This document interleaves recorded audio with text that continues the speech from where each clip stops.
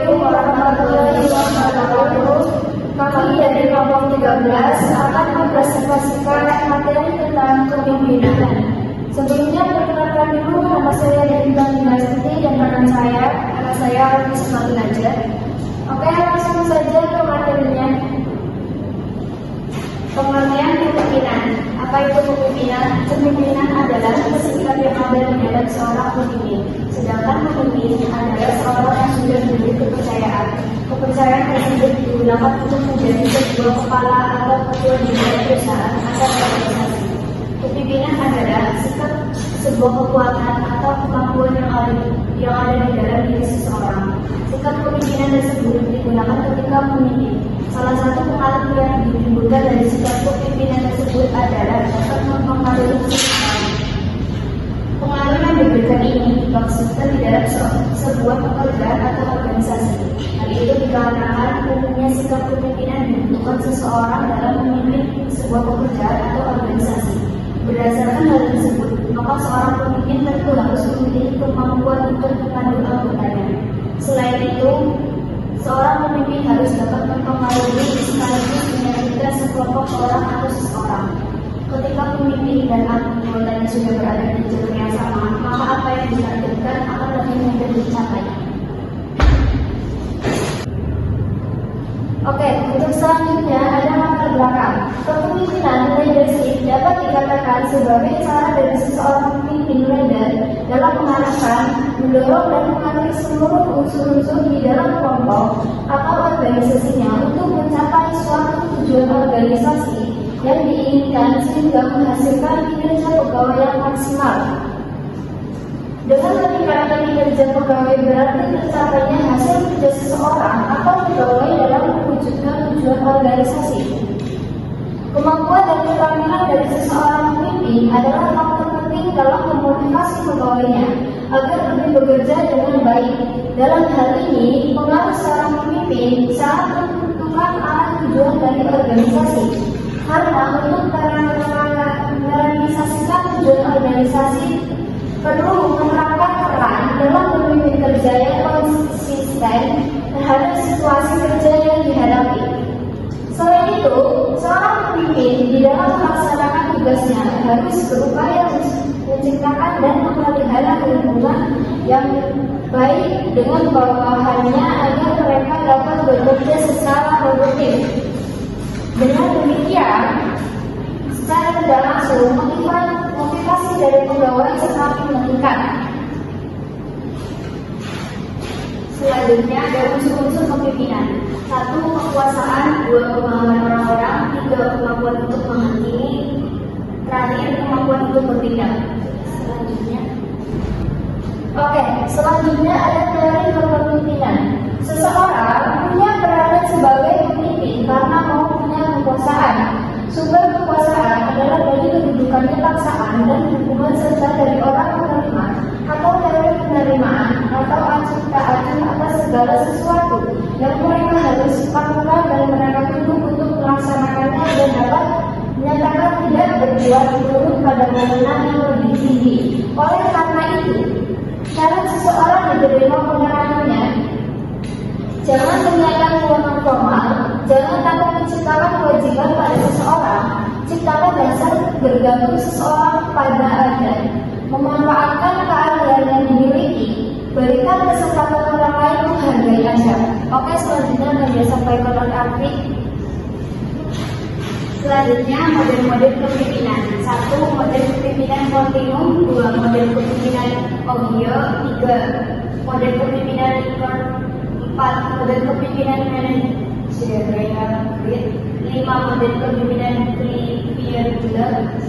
Kepemimpinan situasional. 7. Model kepemimpinan 3 dimensi. Selanjutnya. Oke, untuk selanjutnya ada fungsi kepemimpinan. 1. Salah satu fungsi manajemen untuk mempengaruhi, mengarahkan, memotivasi, dan mengawasi orang lain agar dapat melakukan tugas-tugas yang telah direncanakan, sehingga mencapai sasaran dan tujuan organisasinya. Kemampuan kepemimpinan leadership, seseorang manajer akan mempengaruhi kinerja organisasi, terutama dalam hal pencapaian tujuan bersama. 2. Merupakan usaha untuk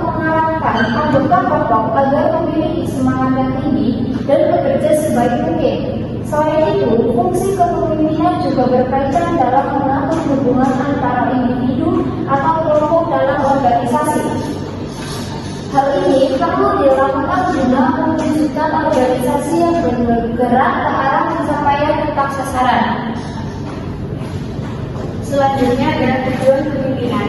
Menjadi sarana untuk mencapai sebuah tujuan, melalui kepemimpinan setiap individu dapat memperhatikan cara seorang pemimpin untuk mewujudkan tujuan atau keinginannya. Dengan begitu, kepemimpinan bisa digunakan sebagai tolak ukur dalam mencapai tujuan tersebut.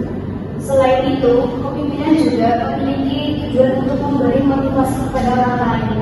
Hal ini sangat diperlukan sebagai salah satu cara untuk mempertahankan dan meningkatkan semangat kerja yang ada di dalam diri orang yang memimpinnya. Oke, selanjutnya ada sifat-sifat kepemimpinan. 1. Jujur. Seorang pemimpin yang baik menunjukkan ketulusan, integritas, dan keterbukaan dalam setiap tindakannya. Kompeten. Tindakan seorang pemimpin haruslah berdasar pada kenalan dan prinsip moral, bukannya menggunakan emosi kanak-kanak dalam mengambil suatu keputusan. 2. Berpandangan ke depan dan menetapkan tujuan dalam menetapkan tujuan.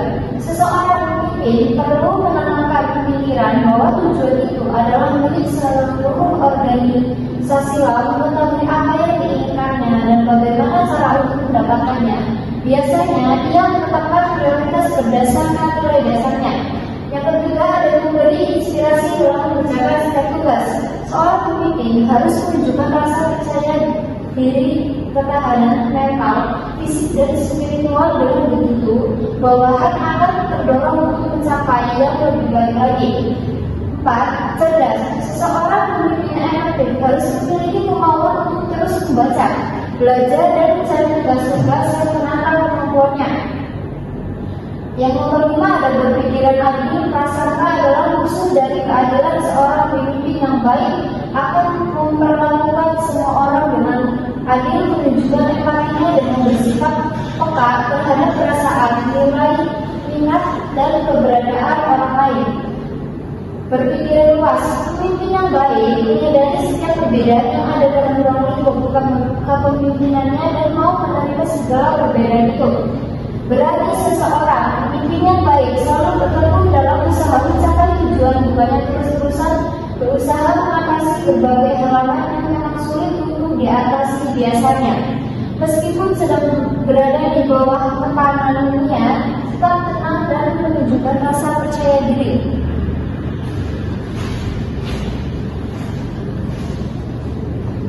Tren dalam pengembangan kepemimpinan di masa depan.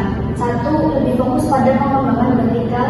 2. Merubah pola tanggung jawab pengembangan kompetensi lebih besar terhadap individu. 3. Membentuk pola kepemimpinan kolektif bukan individu. 4. Metode pengembangan kepemimpinan ini difokuskan pada inovasi. Selanjutnya ada kesimpulan. Kepemimpinan adalah suatu proses mengajar, memotivasi, dan mempengaruhi karyawan dalam mencapai tujuannya dalam proses pelaksanaannya sesuai dengan syariat Islam, serta menjadikan Rasulullah sebagai teladan dalam memimpin. Seseorang pemimpin diharapkan dapat berperan sebagai pemberi arah, sebagai agen perubahan untuk organisasinya, berbicara dan membina serta mengarahkan organisasinya untuk menjadikan visi menjadi realistis. Demikian yang bisa kami sampaikan untuk materi kepemimpinan. Mohon maaf apabila ada pengucapan kata yang salah. Sekian dari kami. Wassalamualaikum warahmatullahi wabarakatuh.